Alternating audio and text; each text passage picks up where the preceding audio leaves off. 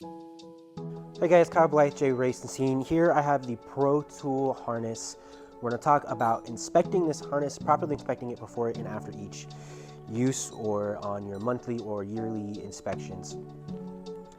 So there's going to be a few tips we have here.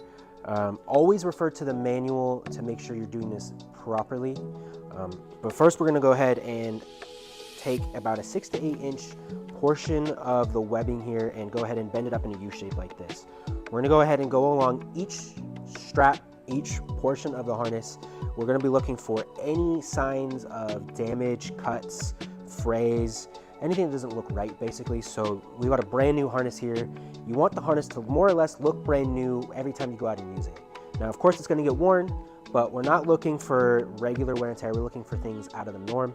So if you've got any of the stitching up and down the sides are starting to fray or pull apart, that's not going to be good.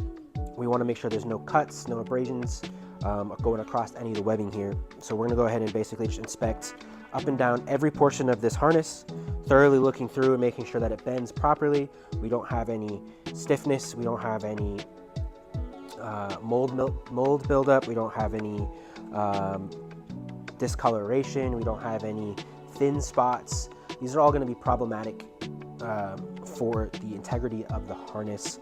We're also going to be making sure that's not too sun damaged. So if this was sitting out in the sun or in excessive heat, you're going to start to see some unusual wear and tear from that. So as we go down, we want to make sure we're basically just creating that loop. We get easy bendability, just like as if it were brand new. So I do recommend the first time that you get the harness, obviously you're going to want to inspect it before the first use, but you want to really remember how it works on that first inspection.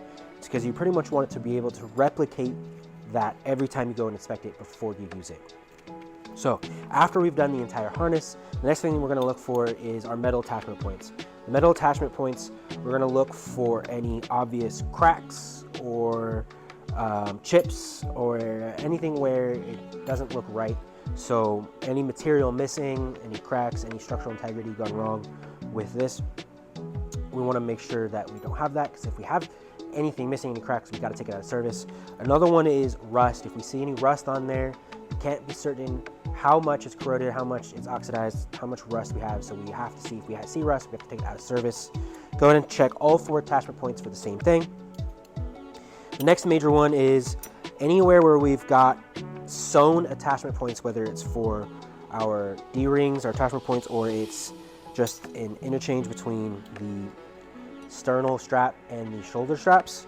Anywhere where you're going to see this white box sewn pattern with the X's, you want to thoroughly inspect each one of those.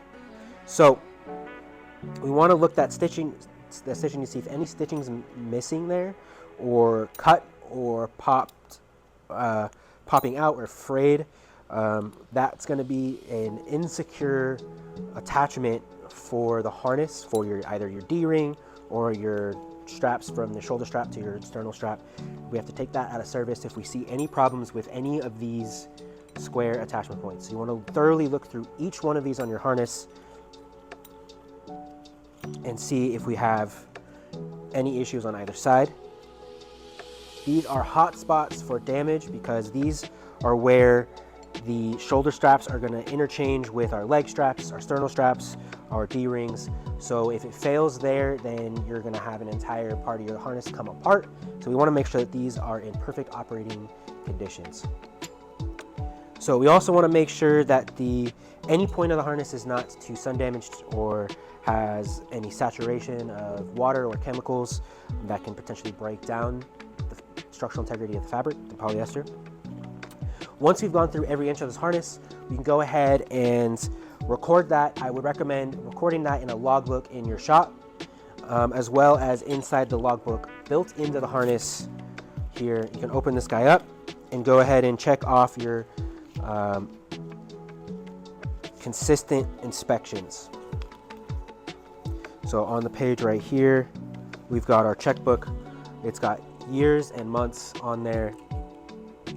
So go ahead and check that off to make sure to indicate that you have checked off for that period and it has passed your inspections. If it has not passed your inspections, go ahead and write in there failed inspection and go ahead and store that somewhere else, or go ahead and discard that harness. You cannot put that harness back into the field.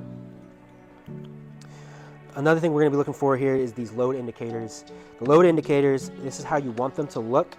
In the manual, you'll see a picture where the load indicator, the single stitching here, is going to pop and show you that it has a stop sign in there. Now this is one continuous piece of fabric, so if that stitching comes apart, this fabric just gets a little bit longer, kind of like a lanyard would. But once that's happened, too much stress has been put on the harness, which means one of any of the attachment points could have too much stress and could no longer be in proper working conditions. So if you see that, you have to take it out of operation.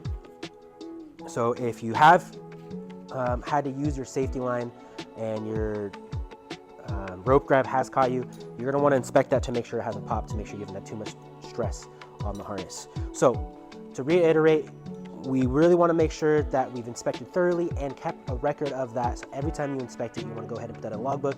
Every time you've done a monthly or yearly inspection, you want to go ahead and throw that in here. The more you can keep track of that, the better.